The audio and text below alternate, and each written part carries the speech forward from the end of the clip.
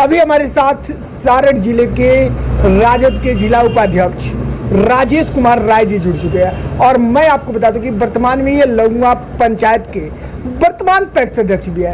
लेकिन अगर हम बात करते हैं पैक्स की दुनिया की, सहकारिता की दुनिया की, तो वर्तमान में केंद्रीय सहकारिता मंत्री अमित शाह जी पैक्स के उत्थान को लेकर निरंतर प्रयास करें।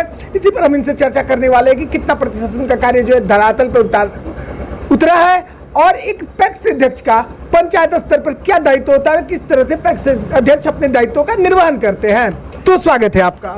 नमस्कार, आपका बहुत बहुत स्वागत है। धन्यवाद आपके चैनल को, आप लोगों को। सर, सबसे बड़ी बात यहाँ पर यह आ रही है कि आप राजद के जिला उपाध्यक्ष हैं और वर्तमान में आप लौंगा पंचायत के पैक्स अध्यक्ष हैं। लेकिन जो एक पैक्स अध्यक्ष की भूमिका होती है पंचायत स्तर पर, वो क्या होती है सर?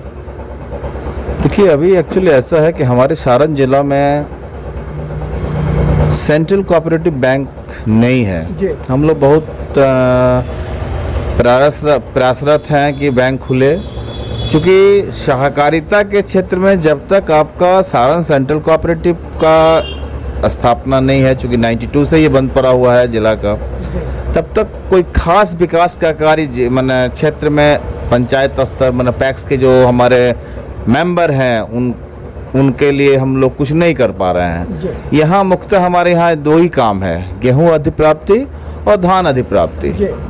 तो चूँकि यहाँ अभी जो मार्केट है गेहूँ की, जो वर्तमान में गेहूं का जो मार्केट वैल्यू है वो हमारे सरकारी जो हम लोग MSP जो है उससे ज़्यादा है। सरकार 2275 रुपये हमें दे रही है MSP गेहूं का, जबकि मार्केट में 2400 से ज़्यादा गेहूं बिक रहा है। तो कोई किसान हमारे यहाँ गेहूं बेचने नहीं आ रहे हैं। इस बार तो ऐसा हुआ है कि धान अधिप्राप्ति में बहुत हम लोगों को समस्याएं झेलनी पड़ी है, क्योंकि आपके छत्तीसगढ़ हरियाणा में हरियाणा सरकार और छत्तीसगढ़ सरकार 700-500 रुपये बोनस दे रखी थी, जिसकी वजह से हमारे यहाँ भी जो है ना मार्केट का जो धान का वैल्यू था वो हमारे यहाँ से ज़्यादा था। हमें 5 किलो एक्स्ट्रा लेना है, किसान को हमारे गोदाम पे लाना है, उसमें मॉइस्चराइज़र देखना है, कितना % मॉइस्चराइज है, ये सारी चीज़ों को देखने के बाद हम उनका धान एक्सेप्ट करते हैं।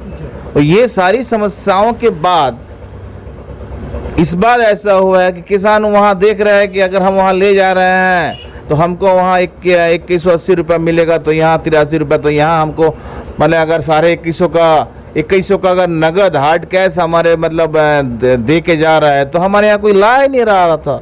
ये सारी समस्याएं हुई है और हमको लगता है कि आने वाले दिनों में जो स्थिति है, सरकार का जो MSP है, अगर MSP में मार्केट वैल्यू के हिसाब से MSP को नहीं बढ़ाया गया तो आने वाले समय में हमारे यहाँ जो दो स्कीम धान अधिप्राप्ति और गेहूँ अधिप्राप्ति का जो कार्य है, समिति के पास 2 ही कार्य है, ये कार्य भी आपको आने वाले समय में खत्म हो जाएगी। लेकिन आप 2 ही कार्य की चर्चा कर रहे हैं, लेकिन अगर हम वर्तमान भारत की बात करते हैं, वर्तमान बिहार की बात करते हैं, तो केंद्रीय सहकारिता मंत्री अमित शाह जी पैक्स के उत्थान पर निरंतर प्रयास कर रहे हैं और कहीं ना कहीं बिहार में पैक्स के उत्थान पर चर्चा भी कर रहे हैं। तो इस पर आप क्या कहना चाहेंगे?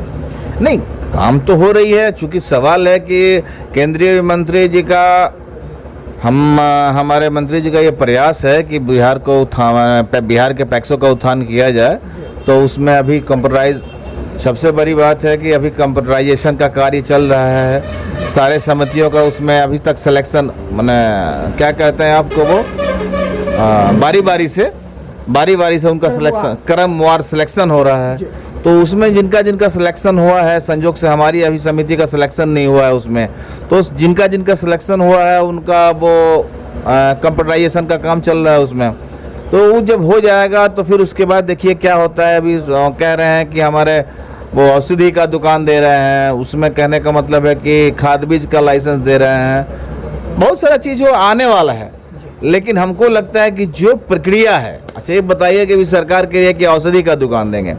अब एक दुकान अगर हम मार्केट में देते हैं, तो मान लीजिए उनको 30 बाई 60 का दुकान अगर चाहिए तो उसका कीमत किसी भी छोटे से मार्केट में जाइएगा तो उसका कीमत हमको नहीं लगता कि 25 लाख से कम का होगा।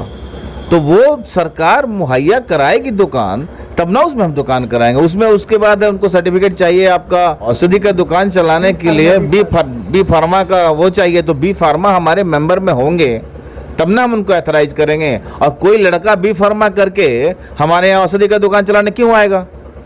वो कहीं जाएगा तो नौकरी करेगा तो उसको 40,000 50,000 का महीना मिलेगा। हमारे यहाँ फ्री ऑफ कॉस्ट, या फिर मान लीजिए 2,000 3,000 महीने पर नौकरी करने क्यों आएगा हमारे यहाँ?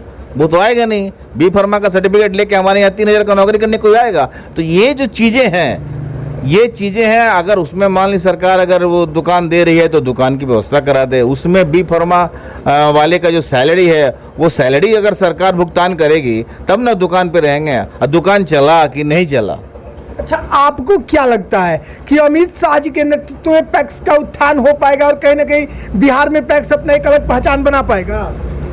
देखिए, सवाल ये है कि अब अभी हम लोग हम लोग सुने हैं कि गुजरात में जो सहकारिता मंत्री थे तो उन्होंने बहुत सारा काम किया है। तो काम किया है, अभी संयोग से भारत सरकार के वो गृह मंत्री सहकारिता मंत्री हैं।